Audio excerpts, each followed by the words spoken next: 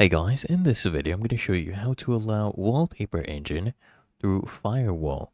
The first thing I want you to do is actually come at the bottom left, and I want you to right click on your start icon, come here and click on settings, and now once you are on settings, on the left hand panel I want you to go ahead and click on privacy and security.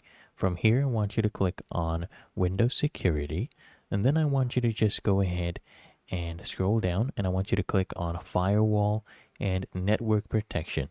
Click on this, and once this opens up, I want you to just come here and click on allow an app through Firewall. Once you click on this, you get this pop-up, and I want you to just go ahead and scroll all the way down until you see Wallpaper Engine. It should be here around W. So here we have Wallpaper Engine. Make sure this one is toggled on. Make sure private is toggled on as well. And public is also toggled on with a check mark. And then I want you to just click here on OK. And that will go ahead and confirm the settings. And that is how to allow Wallpaper Engine through Firewall. If you found this helpful, make sure you smash that like button and subscribe to the channel. Really helps me out as well.